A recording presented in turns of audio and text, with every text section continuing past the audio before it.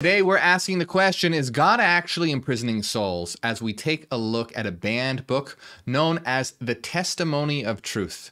Now, the Testimony of Truth is basically here to set the record straight. It's telling you that everything that you've heard about God and, different stories is wrong, and that you're actually being deceived, that God is actually imprisoning souls, and that everything that you heard about the Garden of Eden is completely backwards. That's the reason why he's making knowledge off limits, is to keep humanity in a constant state of subservience and in this trap that he has built. And we're going to take a lot of different things. Testimony of Truth has the story of the Garden of Eden from the serpent's perspective. And it also has just a lot of information in general about basically how the world and everyone doesn't understand what's going on, that there's something a lot more nefarious going on. And specifically, one of those issues is that the body is a prison, and that God, the creator of the world, is imprisoning souls into bodies. And then that brings up the question, well, what about having children? Is having children bad if the body is a prison? Because if the body is a prison, if you're having children, aren't you helping trap souls? So we have a lot to talk about today. The Testimony of Truth is a very, very interesting book. And I did a short summary of it that you can find on my channel that's called The Garden of Eden from the Serpent Side of the Story, or the Serpent Side of the Story. The Serpent Side of the Story of the Garden of Eden. You can find that on my channel. But that was just a quick summary. We're actually going to dive into it itself, really break it down, see what's being said here today. And so we're going to start right away, right now, with the Testimony of Truth. And once again, this is a banned Gnostic gospel. These books were considered heresies. They were destroyed by the church. Anyone caught with them would be put to death. The Roman Empire backed the church and just eradicated all this. Thankfully, I believe it was in the 1940s, a lot of these texts were discovered buried in a graveyard buried near the tombs of ancient Egypt. And so we have some of them now, but they are, falling apart and whatnot. So bits and pieces are missing from them. But let's dive into this now, the Testimony of Truth, and see what's going on. Is God imprisoning souls? What does this mean, etc.? So let's start. I will speak to those who know to hear, not with the ears of the body, but with the ears of the mind. And I think that this is a really amazing way to start this off. And by the way, we're going to end this particular topic with what is the true testimony? Because this is the testimony of truth, right? So in this, it's going to tell you exactly what the true testimony is. There's a single sentence, I believe, that encapsulates it all together. So it says, I will speak to those who know to hear, not with the ears of the body, but with the ears of the mind. And this should be rather apparent to what's being said, but I like that they're being so clear about it, because in other Gnostic books that were banned by the church, they constantly say, those who have ears, let him hear. Those who have eyes, let him see. And of course, we all have ears and eyes. I mean, most of us do. Some of us don't, but most of us do. And what is being said here is obviously not just listen up, but for those who have the capacity of consciousness to understand what's being said, get ready, because there's something very important about to be said. Right? This is something that's very important that's about to be said, that if you have the consciousness to understand, and that's what's explicitly being said here. I'm speaking to those who know how to hear, not with the ears of the body, but the ears of the mind. So these books were specifically written for people to understand deeper secrets about, the Bible stories and the different mysteries. The Gnostics were basically saying that there's a lot more to this. This information is for those who can understand it. Listen up. Those of you who can understand this, what's about to be said, listen up. So it says, for many have sought after the truth and have not been able to find it, because there has been taken hold of them the old leaven of the Pharisees and the scribes of the law. And the leaven is the errant desire of the angels and the demons and the stars. As for the Pharisees and the scribes, it is they who belong to the archons who have authority over them. So what does that mean? Many have sought after the truth, but they haven't been able to find it. Why haven't been able to find it? Because there has been taken a hold of them the old leaven of the Pharisees and the scribes of the law. What does that mean? That means that people are trying to find the truth, but they're not able to find it because so the Pharisees were those religious individuals who really enforced the law, the religious law. You know, all about the different commandments and things that you have to do. Very, very strict law. Now, leaven, what's leaven? Leaven is what makes dough rise. It's like yeast.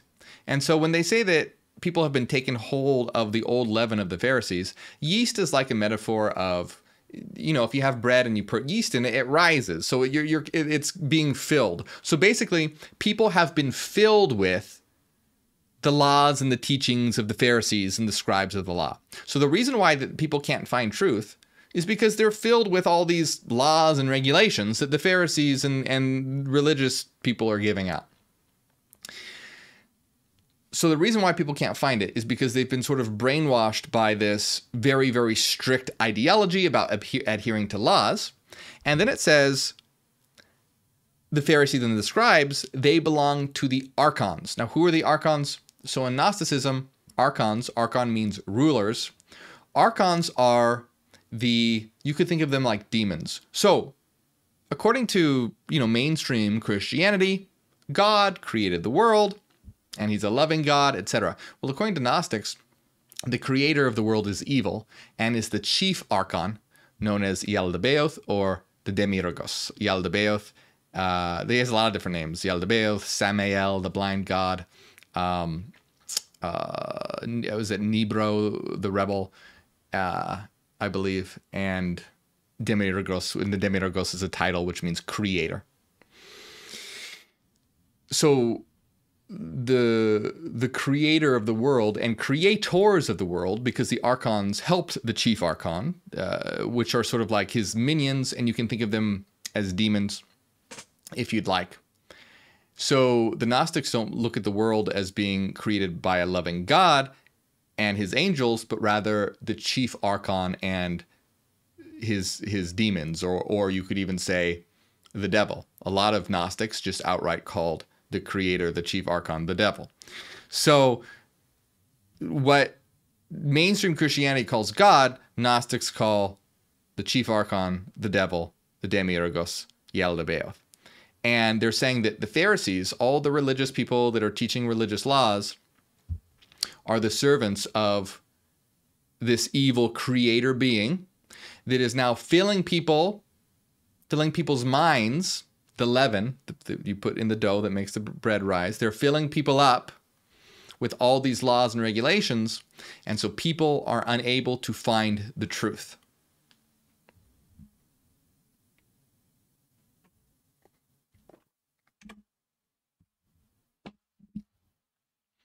It continues, "For no one who is under the law will be able to look up to the truth, for they will not be able to serve two masters."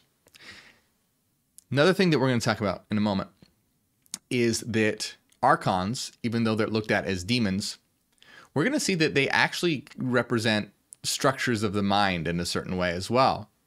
Because for the Gnostics, everything is ultimately the mind. So ultimate reality, true reality, comes from what they call the One, or the Monad, or the Great Invisible Spirit, which is an eternal mind. And this mind begins to structure itself via various eons. And these various eons are structures of mind. But then you get to sort of evil structures, evil for them. We're going to be discussing that. And these are what are called archons. So it's very interesting to notice how Gnostics are using what we now know as archetypes. Archetypes being structures of the mind that can be personified through symbols. Carl Jung was really popular for bringing these archetypes into the field of psychology. We talk about them a lot, but we're going to see that for the Gnostics, we live in a realm of mind. So everything is really a structure of mind, and we're in this domain of mind. And matter is not the true reality, but rather it's this prison that the Demiurgos has crafted as being a poor copy of the divine, which you can also see that is very, very similar to Plato's ideas of the Platonic forms versus the world, which is a bad copy of the forms. If anyone's familiar with Plato's cave, you're familiar with that. You know, you would see the shadows on the wall rather than the thing itself. And it's a bad copy, a poor copy, a malformed, grotesque sort of copy. That's what the Gnostics believes. And the Gnostics were very much into Platonic philosophy. It's very similar to Platonic philosophy. You had a group of Gnostics known as the Carpocratians, who were one of my favorite Gnostic sects. They would put an image of Jesus next to an image of Plato, an image of Pythagoras, an image of Aristotle, all the great Greek philosophers, because they looked at Jesus Christ as being just a human, a great teacher like these other great teachers, and that he could even be surpassed if one worked hard enough. So anyway, let's continue before I get too sidetracked here.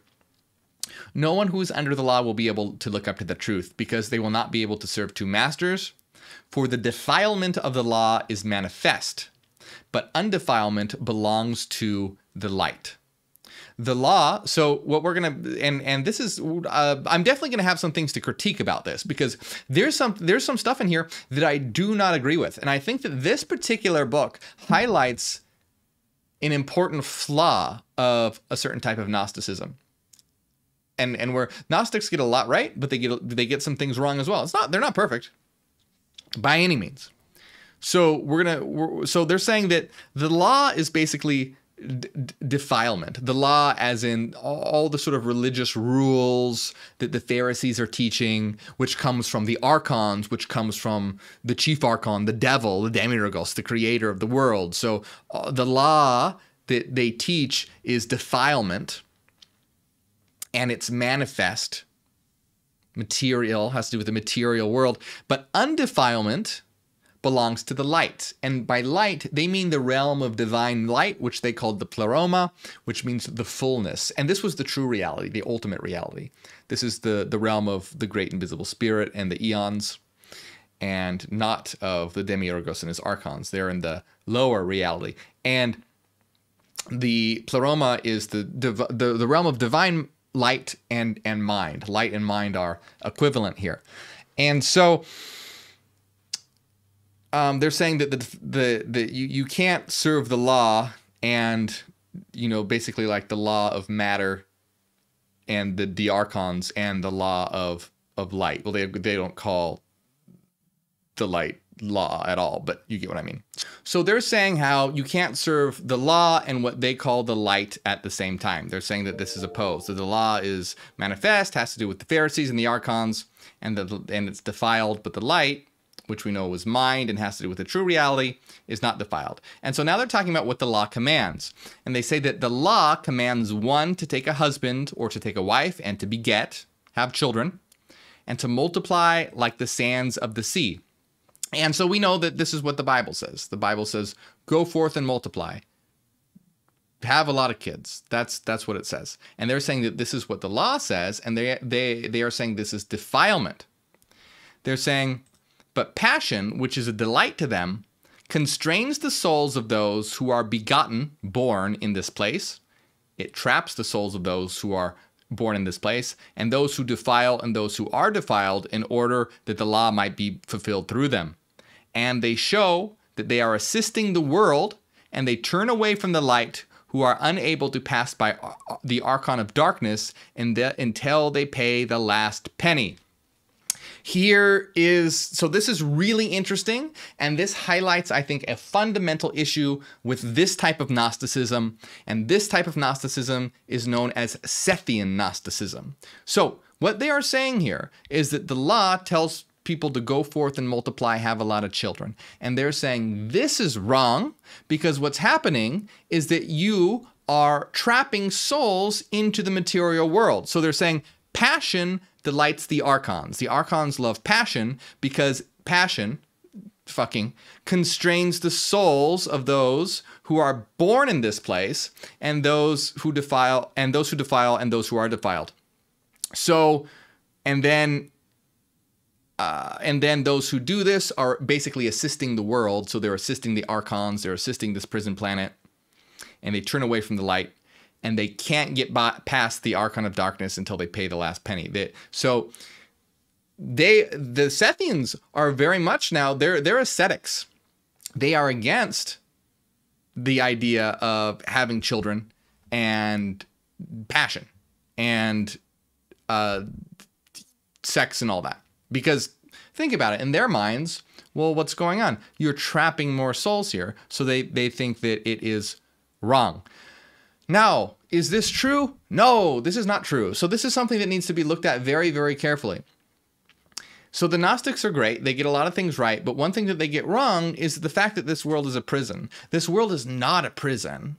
The world seems like a prison because it's in a real bad state right now, because those who control the world and rule the world, you could say that the Archons of our world, don't give a fuck about the people.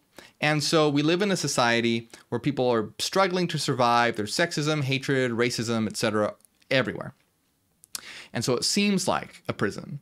But once we realize what we are, where we are, why we are here, and we begin to build a better world and step into the new phase, which we call planetary civilization, then we will be able to build this world into something magnificent. And you'll be like, oh, wow, I can't wait to relocalize here, because it's a beautiful and fun, invigorating, fantastic experience. So it's not wrong to fuck and have kids. If you want to do that, that's fantastic. That's great. There's nothing wrong with that. They thought that what they had to do was overcome their passions, that the way to escape the material world was to know themselves, achieve gnosis and understanding, but also to overcome the passions of the flesh, right? They thought that you know, sex was of the flesh. Having children was of the flesh. It was defilement and was keeping them imprisoned here, and that they had to overcome this. And this is what they mean by they will be unable to pass the Archon of Darkness until they pay the last penny. So they'll be caught in the cycle of relocalization or reincarnation. They believed in reincarnation. They would be continuously reincarnated by these archons. They wouldn't be able to get past them and return to the divine light until they overcame their passions, because sex and their passions and their desires would keep returning them to the physical world. So I don't agree with this at all. We don't agree with this at all. There's absolutely nothing wrong with that. The world isn't a prison. The body isn't a prison. And that's one of the main things that the Gnostics get wrong. We aren't trying to escape. It's not about trying to escape. You see that mentality? Earth is bad, bodies are bad, material is bad, passion is bad. We must escape this terrible place and return to the true reality. That's not what's happening here. That's not what's going on. What's going on is that we localize here to learn, grow, and understand, grow together in our unity, our connection, and our power, so that we can create a new world and create a beautiful world. Because we are divine, we are gods. Gods don't run away and hide. Gods create, gods transform. We are here to create a new world. We are here to build a new world, not escape, not diminish, not try and go somewhere else. We're here to transform. Now we can, get to a point where we can access another reality. Yeah, sure. But we're not running away.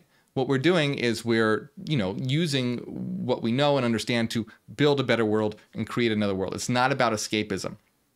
It's not about fleeing. Now, there are some types of Gnosticism that get this. So if you check out my channel, there's a playlist called The Gospel of Thomas.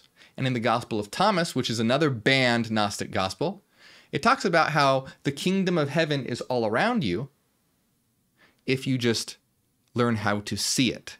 That heaven isn't in the sky, it's not under the sea, it's not anywhere somewhere else. It's all around you if you have the eyes to see. And so basically what the Gospel of Thomas is saying is that this is our kingdom to do with what we will. And that's our position, is that we need to transform this world into something beautiful. And we can transform this world into something beautiful. We can create a beautiful experience and move forward in our collective evolution, technology, and understanding, and having meaningful experiences. So that's really important to understand. Now, I also want to mention that there are other forms of Gnosticism, such as the Cainites and the Carpocratians. And the Carpocratians are, specifically the Marcellians, the Marcellians are a sect of the Carpocratians. I'm going to do a video about them real soon, probably. And they're my favorites for a number of reasons I'll explain later. But one thing is they did not believe that they needed to escape the material world. They did not believe that asceticism, denying themselves passion, was the way to do it. They took the opposite approach. They said, hey, guess what? If we indulge in all these things, if we indulge in what life has to offer, our soul won't want to come back because it's done everything. So it won't feel any need to come back. So they were about exploring life. They were about engaging in everything that life had to offer. And they were really, really interesting. You know, they promoted social egalitarianism, equality. We'll talk about them another time. Super cool. But anyway, so this particular type of Gnosticism, Sethian Gnosticism, thinks that sex is bad, that having kids is wrong because you're trapping souls here. That's not the case. There's nothing wrong with that. What's happening when you have children is that you're giving a mind, another avatar, with the opportunity to learn, grow, and understand. Now, the world is in a really, really shitty place right now. So if you personally think, hey, I don't want a mind to experience what's going on right now, so I don't want to have kids, that's totally fine, right? It's not like, oh, well, you should have kids. No, it's up to you. It's what you want to do. We're here to create a new world, and it's neither here nor there. It's up to our ability to change and shape the world, not about trying to escape. So what's interesting now is they continue, because there's a lot more to this, and we're going to get to the part, I don't know if this particular one, but at some point we'll get to the part where they talk about the serpent's perspective in the Garden of Eden. But now they're going to talk about Jesus, and this is really interesting. So, but the Son of Man, and the Son of Man is Jesus, came forth from imperishability, being alien to defilement. So this, so he came to the world by the Jordan River, and immediately the Jordan turned back.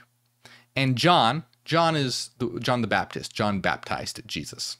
And John bore witness to the descent of Jesus, for it is he who saw the power which came down upon the Jordan River. For he knew that the dominion of carnal procreation, having children, had come to an end. The Jordan River is the power of the body, that is, the senses of pleasure. The water of the Jordan is the desire for sexual intercourse.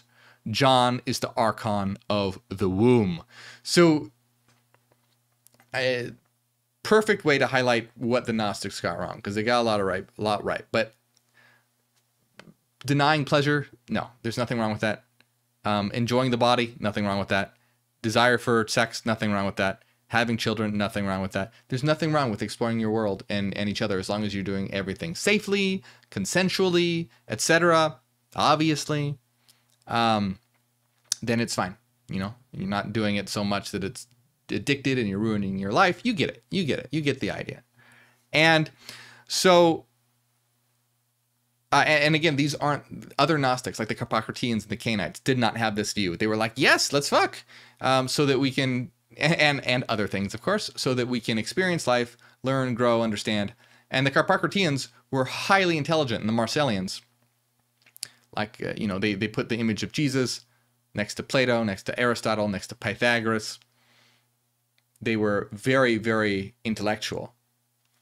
So an important thing to notice here, though, is you can see clearly how the Gnostics view things as being symbolic. And this is the important thing, because everyone takes these stories as being literal. Even the Bible stories as being literal. These are not literal stories. They're all symbolic. That's another of those who have the eyes to see and the ears to hear. Are you going to take the stories at face value, or are you going to see the mystery concealed within the story, the deeper meaning? And it's clear right here where they talk about Jesus and the Jordan River, and they're saying outright that the Jordan River represents the power of the body, the senses of pleasures, and the water of the Jordan is the desire for sexual intercourse, and John represents the womb. So you can see, and a lot of people miss this, a lot of people really miss this, is how these stories are metaphors and symbols for deeper meanings and deeper truths. And this is what the Son of Man reveals to us.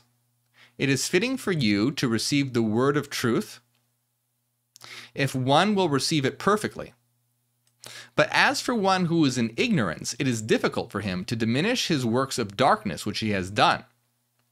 Those who have known imperishability, however, have been able to struggle against passions.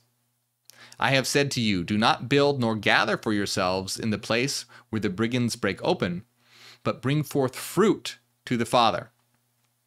So, they're basically saying, for those who are in ignorance, it's difficult for him to diminish his works of darkness, but those who have known the imperishability, however, have been able to struggle against the passions. Basically, they're talking about knowledge now. If you know what existence is, where you are, what you are, all that sort of thing, you'll be able to realize, oh, okay, this is why I need to not do these particular things. So they're basically saying, if you're ignorant, if you don't know what's going on, you have no chance. You're just going to give in to your passions. But if you know what's going on, if you realize what's going on, you'll be able to overcome them. Now, of course, though, they got this wrong because the thing that they thought what was happening was not actually happening. They thought that intercourse was bad and having children was bad and that they should overcome all this. And so they got it very, very wrong. But if you ignore that, you can see that the spirit of what they're saying is interesting. That if it's about knowledge rather than ignorance. They just happen to have gotten this particular aspect of it wrong. But we've talked about Gnosticism a lot on my channel, and you know that they got a lot very right. So, and this is just the particular group of Sethian Gnostics. Again, the Gospel of Thomas, Cainites, Carpocratians, Marcellians, completely different views for them. Valentinians.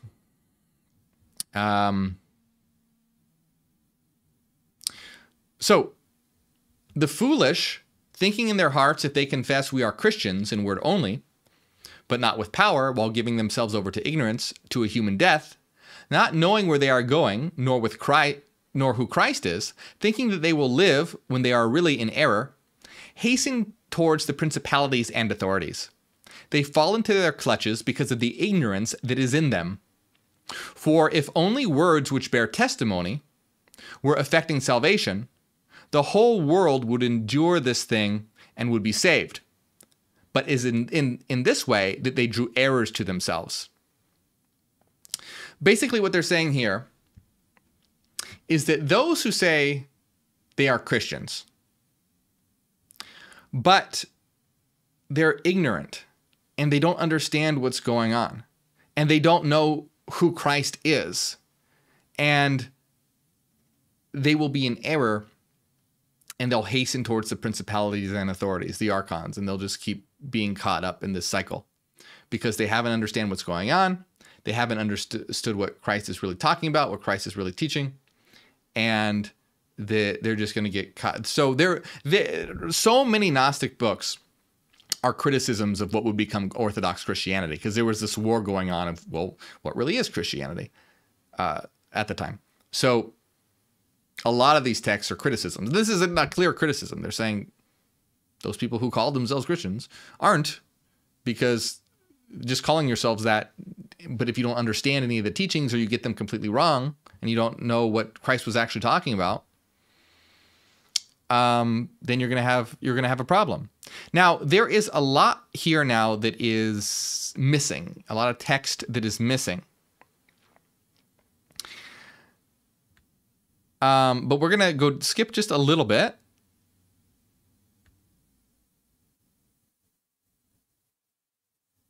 And here's another powerful criticism of mainstream, or what would become orthodoxy.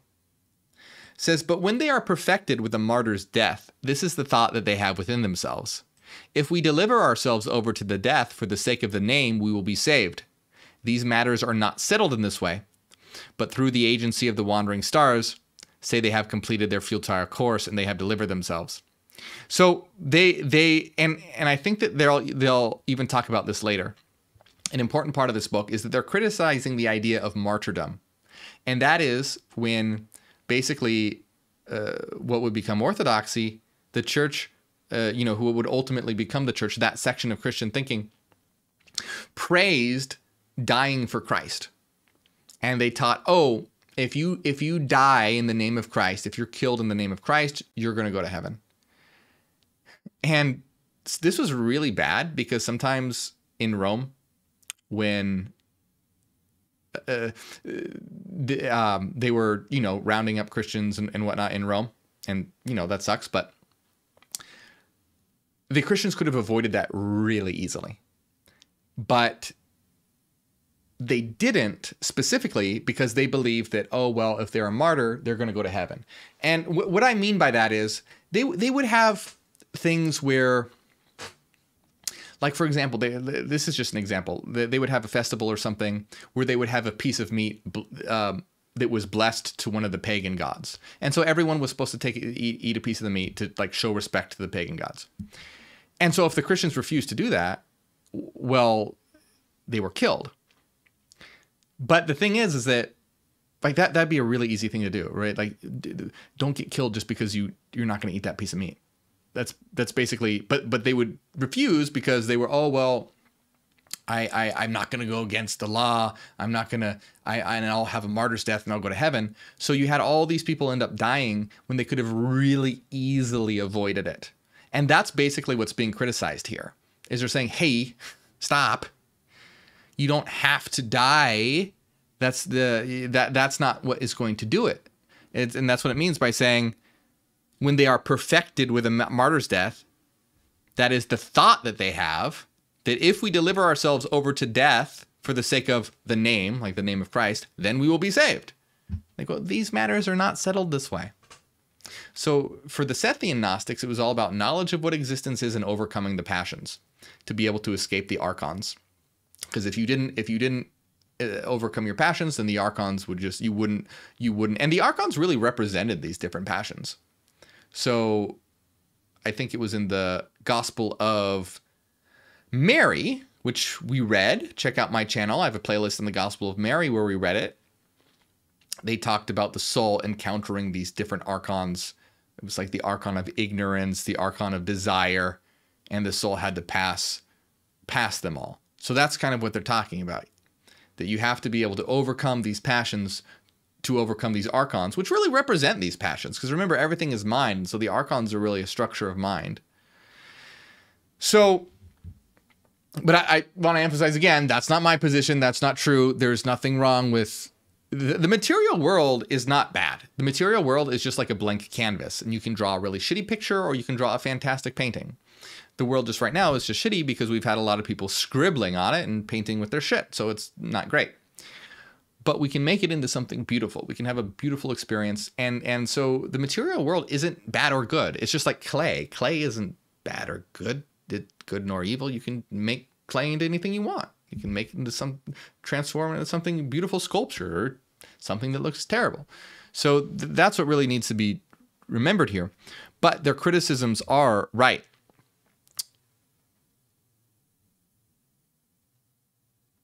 So I'm just, because there's a lot of pages missing. 7 lines unrecoverable, 10 lines unrecoverable.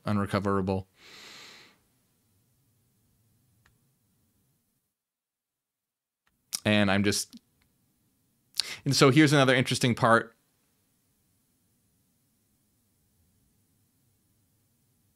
This is important, right? So there's a lot missing here, but the important part is that they're talking about the importance of knowledge and not like dying for faith or anything like that, that it's about knowledge. So here it is. And they who come to know themselves, who they are, or rather where they are now, and what this place is in which they will rest from their senselessness, arriving at knowledge. These Christ will transfer to the heights, since they have renounced foolishness and have advanced to knowledge. And this is why I always talk about how it's important to know where you are, what you are, why you're here. These are the 3 most important questions to be able to fully know and understand and answer, to be able to really now, of course, they got some of this wrong because they thought that the earth was a prison and all that. But you see where they were headed in the right direction. It's not about dying for Christ or following all these laws, but that it's about coming to know themselves, who they are, where they are now, and what is this. That's really cool. I had not. This is actually my first time reading this, and I always say who you are, what you are, where you are, why you're here, and that's so cool that this is basically the exact same thing: who they are, where they are now, and what is this place. That's very cool. That's very, very cool. So that spot on. They just got a little bit of the where they are part wrong. And they thought this place was hell. And they thought that that's why having children was bad and why they had to overcome the passions, because everything associated with matter was evil. That's not true. Matter is not evil. It's our material. Matter is our material. We are here to see, we are both shadow and light. Like, we embrace all aspects of reality. We can have the power of the creator. We can have the power to create worlds. But we can create beautiful, brilliant worlds where we're all co-creators. Like, that's the point. To build our kingdom here. And the Gospel of Thomas gets that 100% right. When the Gospel of Thomas, Jesus says, the kingdom of heaven is all around you right now. That's what it says. And that you will obtain great power when you come to understanding of what you are and the knowledge in the Gospel of Thomas, which is what that gospel was about. Anyway, that's really cool. I love that it says that, who they are, where they are, and what is this place. So cool. That's very awesome. So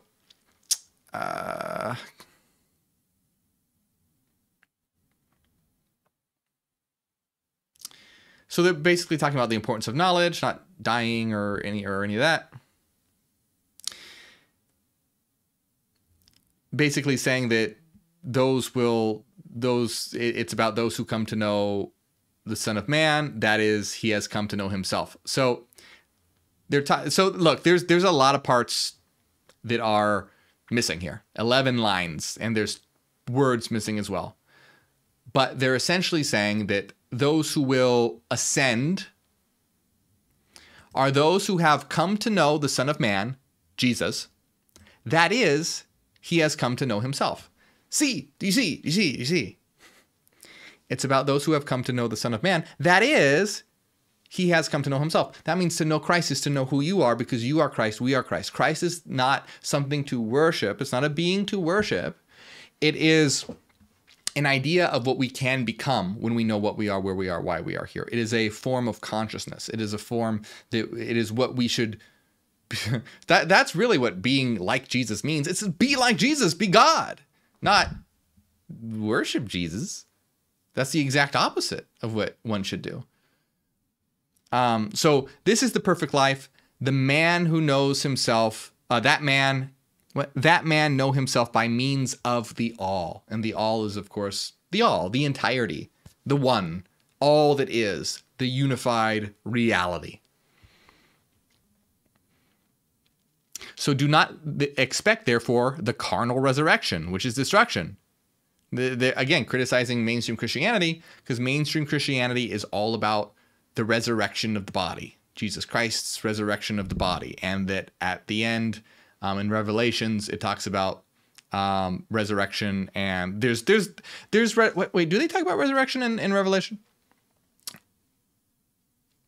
Well, in any case, it's been a long time since I've read Revelations. I've been meaning to, though, because there's some really interesting, really interesting things that we're going to talk about in there. But anyway, regardless, resurrection is a theme throughout the Bible, and it's a important part in like what would become Christian orthodoxy. But they're saying it's not about the carnal resurrection. It's not about the body, right? It's not about the body. It's about the soul. What's important. And they are not stripped of it, the flesh, who err in expecting a resurrection that is empty. They do not know the power of God, nor do they understand the interpretation of the scriptures on account of their double-mindedness. The mystery which the Son of Man spoke about. Again, more criticism of mainstream Christianity. They don't know the power of God. And when they say God, they're not talking about the creator God. They're talking about the one mind. They don't know that power. Nor do they understand the scriptures, the interpretation of the scriptures, because the scriptures are supposed to be metaphors. and they don't understand them.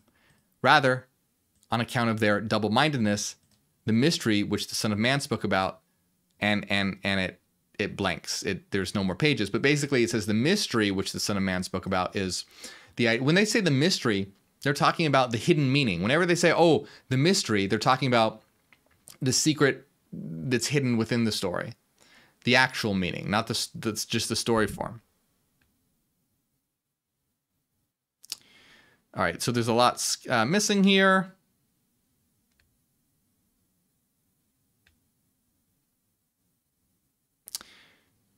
It's more criticism of martyrdom, I think, but it's very choppy.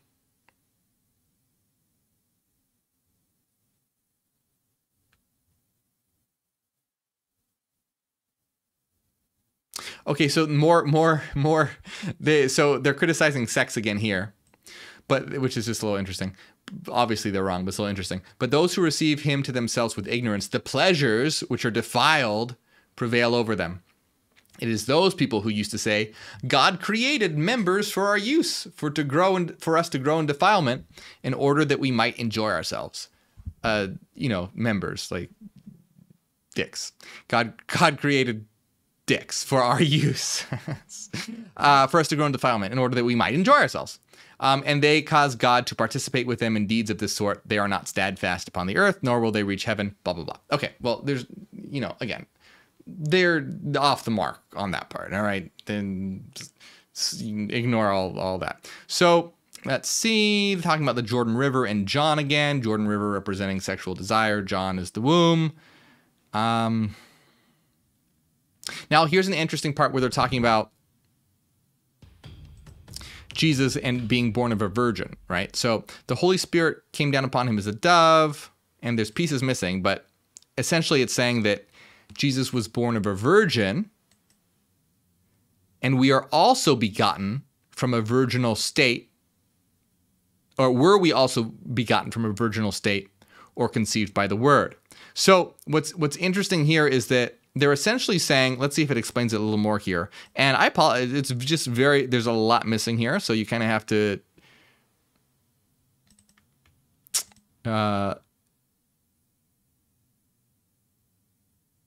see what's going on.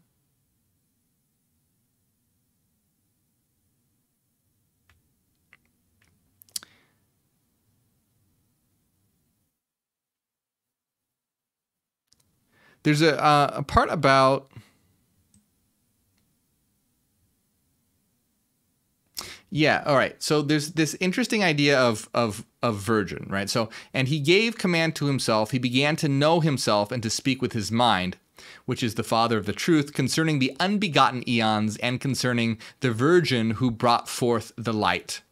So they're basically talking about the eons being the structures of the divine mind.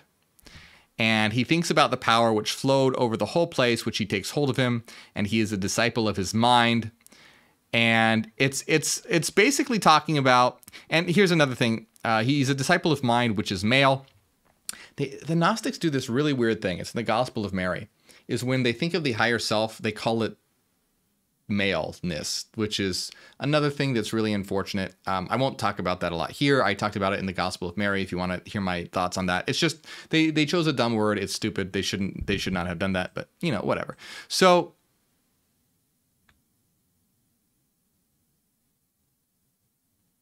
here, so this is what's really interesting, and this one point I want to make. John was begotten by the Word. John was begotten by the world through a woman, Elizabeth, and Christ was begotten by the world through a virgin, Mary. So what is the meaning of this mystery? John was begotten by means of a womb, worn with age, but Christ passed through a virgin's womb. When she had conceived, she gave birth to the Savior. Furthermore, she was found to be a virgin again. Why then do you err and not seek after these mysteries, which were prefigured for our sake? So what's interesting about this is, again, it's a criticism of Christianity, which is basically going, this whole idea of the virgin birth and everything.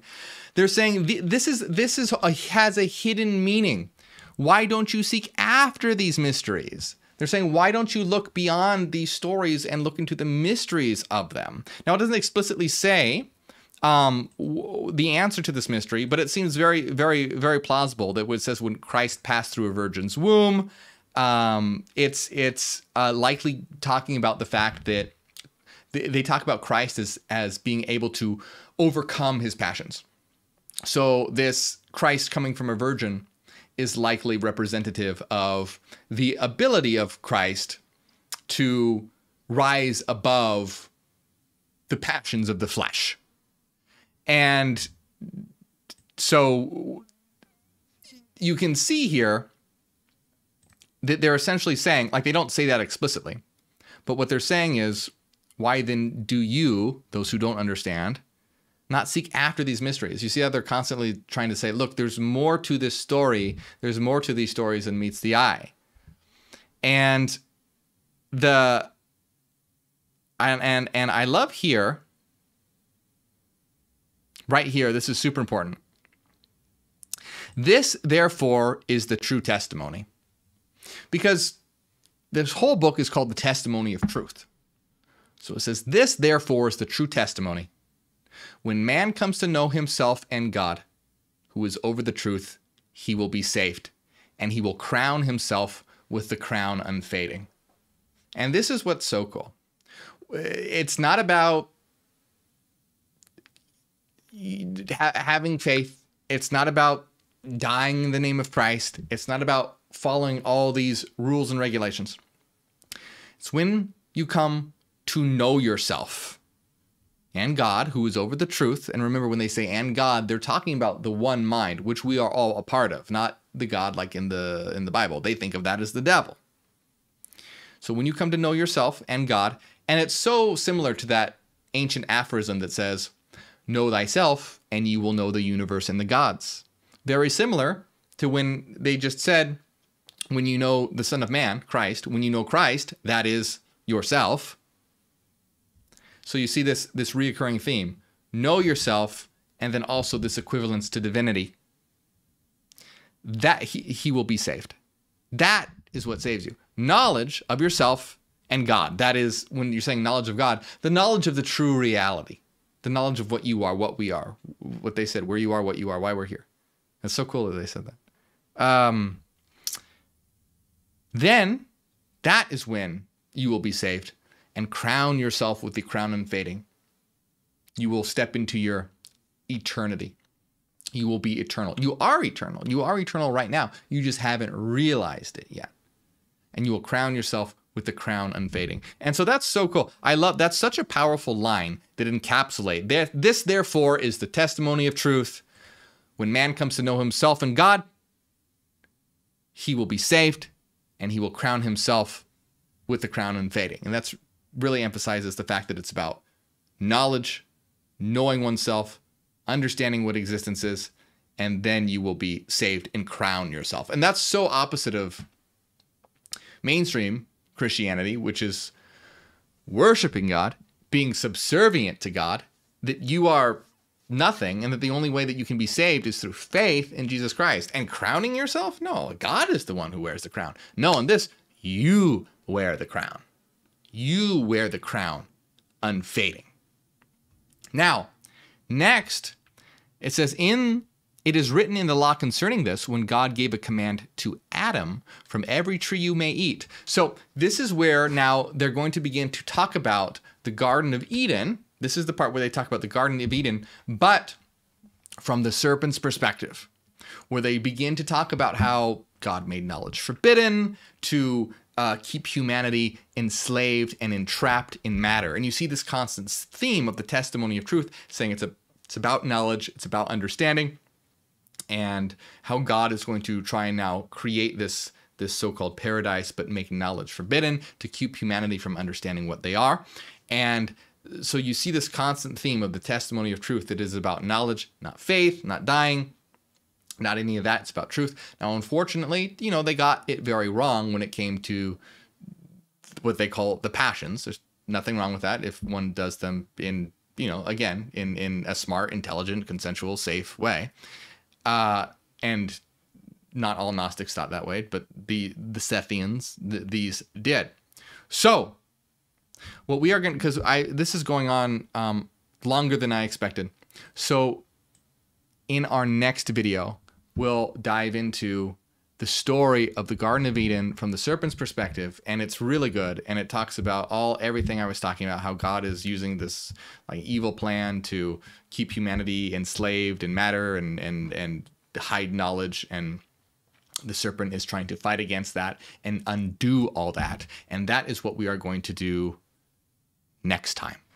But I hope you enjoyed this, my friends. I have a lot more videos on my channel. Check them out. A lot of videos on Gnosticism. I have a summary of this book as well. Check out all the playlists I have. Make sure you like and subscribe. Hey, we want to get the information like this out there. When you like and subscribe, it tells the algorithm to spread it around.